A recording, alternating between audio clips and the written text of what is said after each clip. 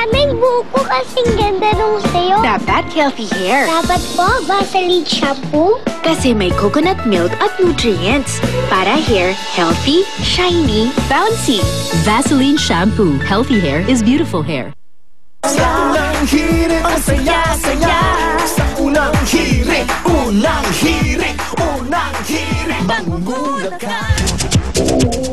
Alright, tuloy-tuloy pa rin po ang ating fun and adventure dito sa Lipa, Batangas. At bukod nga sa mga pinakita namin kanina mga kapuso, isa pa sa talagang dapat tingnan dito ay ang kanilang aviary. So dito sa aviary, syempre, iba't ibang klaseng ibon po ang makikita. Tulad na lang ng isa sa talagang kapansin-pansin, ito po yung tinatawag nila na Victorian Crowned Pigeon. So itong klase ng kalapati na ito yung sinasabing pinakamagandang araw dahil sa kanyang bluish-gray color at syempre dahil sa kanyang malakoron ng palong. And bukod dyan mga kapuso, sinasabing siya rin nga daw ang pinakamalaking kalapati dahil tingnan nyo naman, napakalaki talaga niya. Okay, so after that, punta naman tayo sa susunod na ibon. Ito naman, ang lawin. So itong lawin po mga kapuso, sinasabi nila, talagang may napakatalas na paningin. In fact, halos 3 times daw ng talas ng paningin ng tao ang mga lawin. At bukod dyan, sinasabi rin na isa sa pinakamatalino raw na ibon nga itong mga lawin. And of course, the last but not the least, puntahan po natin ngayon ang tinatawag na Luzon Bleeding Heart Pigeon. Napupuntahan. Ito na po mga kapuso yung sinasabi ko kanina, ang Luzon Bleeding Heart Pigeon na obviously dahil sa kanyang pangalan, ayan, para siyang may red mark o parang dumudugo yung dibdib na bahagi ng kanyang katawan. And sinasabi na endemic nga daw siya or meaning sa Luzon na lamang ito makikita. Kaya naman dapat talaga protektahan natin ang ganyang uri ng mga ibon. So ilan lamang po yan sa mga birds na makikita nga dito sa aviary. At ngayon naman puntahan natin si Arn ngayon na nag-e-enjoy somewhere. Go Arn! Ay! Ano ba meron doon? Ay, mga kapuso, tingnan nyo naman. Tuwan-tuwa po yung mga kids natin dito sa kanilang playground. Ayan o, meron silang bridge at meron silang malaking kalabasa at meron pa silang maze. Ayan, tingnan mga tuwan-tuwa po sila. Walang paglagyan ng tuwa sa mga bata to. Ay, naku mga kapuso, punta na kayo dito, mabuti pa. At magbabalik po ang unang hirit.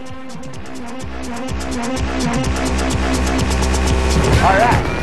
Okay mga kapuso, balik po tayo dito sa Barangay Gulod na Baliches, Quezon City. Kasama po natin ang mga Philippine National Red Cross para magbigay po ng medical mission. Siyempre, check up po doon sa ating mga kapuso dito sa naturang barangay. Lalong-lalo na yung mga bata para humalaman natin baka may mga sintomas o sila ng lagnat. Kailangan naagapan ho yan dahil sabi nga, minsan yung mga simpleng lagnat tumutuloy po sa dengue. Yan po sila at magbibigay po ng libreng konsultasyon. May makakasama natin si Miss Janice Melody Adolfo ng Philippine National Red Cross. Pag-uusapan ho natin tungkol dito sa mga mosquito trap. So, ma'am, paki-explain nga po yung tungkol dito sa mosquito trap. Ayan. Ang tawag dito, Ate Susan, ay larvae trapping. Larvae. Oo, yung mga itlog ng lamok. Ayan. Ito po ang pinakasimple at walang gastos na paraan ng pagpuksa ng dengue lamok. So, nakikita ho ninyo, kahit anong klase ng container, basta lalagyan mo ng kulay itim. Ano itong itim na plastic? Plastic po siya or any lata.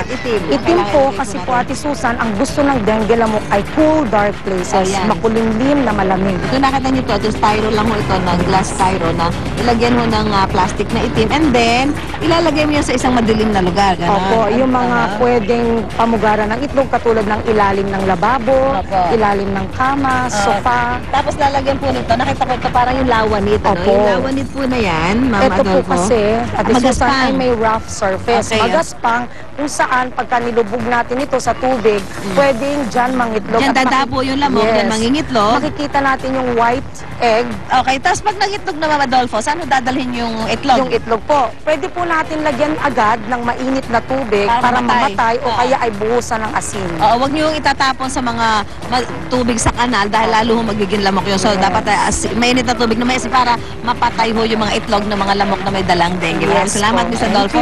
So yan po yung mga paalala ho natin sa ating mga kapuso ha, para ho makaiwas tayo dito sa sakit na dengue na talaga naman ho nakakamatay ho ng ating mga kababayan. Okay, so tuloy-tuloy po ang ating celebration totoo dito po sa Barangay Gulod, Novaliches, Quezon City.